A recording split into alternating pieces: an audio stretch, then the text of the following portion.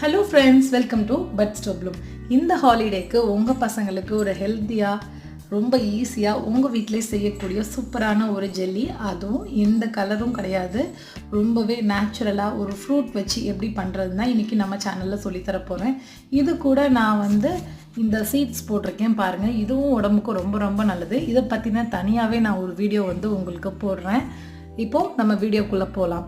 இதுக்கு நான் இன்றைக்கி சூஸ் பண்ணியிருக்கிறது தர்பூசணி பழம். நீங்கள் ஆரஞ்சு, மேங்கோ அந்த மாதிரி பழங்கள் கூட சேர்த்துக்கலாம். இப்போ நம்ம தர்பூசணியை நல்லா மிக்சியில் போட்டு அடித்து, இது கூட தண்ணிலாம் சேர்க்கக்கூடாது, வெறும் தர்பூசணி மட்டும்தான் மிக்சியில் போட்டு அடித்து இந்த மாதிரி நல்லா தண்ணியாக ஜூஸாக எடுத்துக்கோங்க. இந்த ஜூஸில் நம்ம என்ன செய்ய போகிறோம்னா, ஒரே ஒரு டேபிள் ஸ்பூன் அளவு கார்ன் மாவு சேர்க்குறோம்.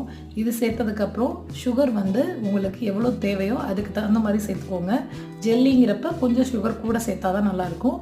நான் இன்றைக்கி 2 டேபிள் ஸ்பூன் அளவு சுகர் சேர்த்துருக்கேன்.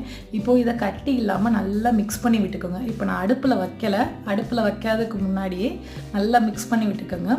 இதே போல் நீங்கள் ஆரஞ்சுலேயும் ஜூஸ் எடுத்து செய்யலாம், மேங்கோவில் ஜூஸ் எடுத்து செய்யலாம், கிரேப்ஸ்லேயும் செய்யலாம்.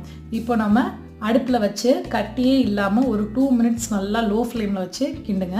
அதுக்கப்புறம் இது மாதிரி கிளாஸியாக வந்துடும். உங்களுக்கு தெரியுதா பார்த்தீங்களா? ஃபஸ்ட்டு நம்ம தண்ணியாக ஊற்றிருந்தோம், அதுக்கப்புறம் இந்த மாதிரி கிளாஸியாக, அதாவது மினுமினுப்பாக வந்துடும்.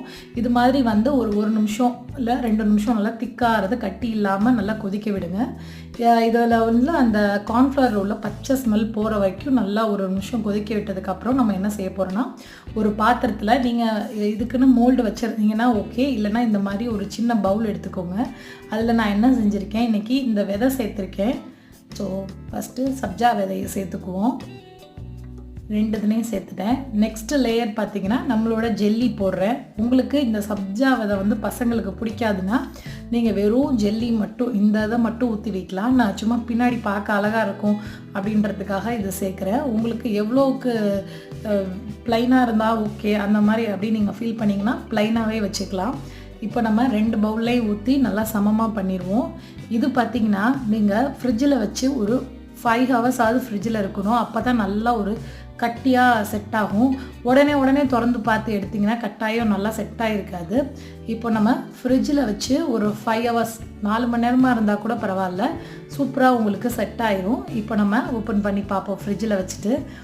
இப்போ உங்களுக்கே தெரியுது, நம்ம ஊற்றின கீலாம் நல்லா மேலே வந்திருக்கு.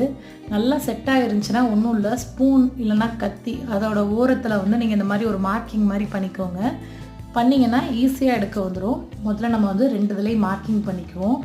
ரொம்ப டேஸ்ட்டாக இருக்குங்க. உங்களுக்கு கலர்லாம் கிடையாது. வீட்டில் ஒரு ஆரோக்கியமாக நம்ம இருக்கிற பொருளை வச்சே செய்கிற ஜெல்லிங்கிறனால ரொம்பவே நல்லாயிருக்கும். பவுலை இந்த மாதிரி திருப்பி வச்சிட்டிங்கன்னா உங்களுக்கு அழகாக கீழே விழுந்துடும். ஸோ பார்க்கவே எவ்வளோ அழகாக இருக்குதுன்னு பாருங்கள். நம்மளோட ஜெல்லி சூப்பராக ரெடி ஆயிடுச்சு.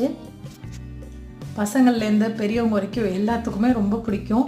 வெயிலுக்கு நல்லா குளுன்னு சூப்பராக ஜெல்லி உங்கள் வீட்டில் செஞ்சு சாப்பிடுங்க. இன்னும் நிறைய சம்மர் ரெசிபி நம்ம சேனலில் வந்துட்டுருக்கு. அதுக்கு நீங்கள் செய்ய வேண்டியது பட்ஸ் டு ப்ளூமை சப்ஸ்கிரைப் பண்ணிக்கோங்க. தேங்க்யூ.